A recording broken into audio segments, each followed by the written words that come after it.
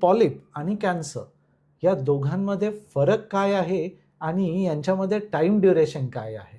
तसं की एका पॉलिपला कॅन्सरमध्ये रूपांतर व्हायला किती वेळ लागतो? सर, युजली असं सांगितलं जातं की पॉलिप किंवा कळी बनण्यासाठी आपला जो काही विस्टा आहे, खराब आहे, काहीतरी बॉडीची एक एन्व्हायरमेंटल फॅक्टर आहे, जेनेटिक फॅक्टर आहे, त्यामुळे चालू होतो. एकदा जर का ती कळी चालू झाली, साधी जर का पॉलिप असेल, साधं पॉलिप, इवन भरपूर डिफरंट पॉलिप आहेत, बोलू आपण पण एक त्याबद्दल. साधं पॉलिप ते कॅन्सर हे 5 ते 10 वर्षाचं ड्युरेशन आहे.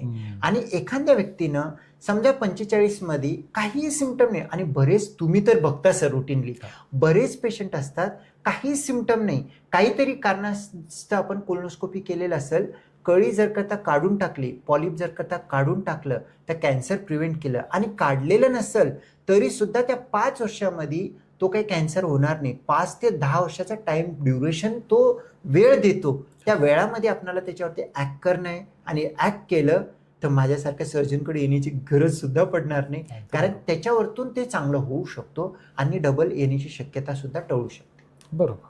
सो तुम्ही जसं म्हणाल, पॉलिप्स बऱ्याच प्रकारचे 2 मुख्य असतात. एक ते पॉलिप जे कॅन्सर बनू शकतं, त्याला ॲडिनोमा म्हणतो, आणि दुसरं जे आहे ते हायपरप्लास्टिक. सो कोलोनोस्कोपीमध्ये या दोन्ही पॉलिप्सला आपण डिटेक्ट करू शकतो आणि अर्ली स्टेजला ट्रीट केलं, स्क्रीनिंगमध्ये दिसलं, काढून टाकलं, तर पुढचा कॅन्सर व्हायचा प्रश्न टळू शकतो, 100% टळू शकतो. सो कॅन्सरचं प्रमाण जरी वाढत असेल तरी ह्या कॅन्सरसाठी चांगली न्यूज अशी आहे की खूप लवकर आपण ती डायग्नोज करू शकतो आणि प्रिव्हेंट करू शकतो.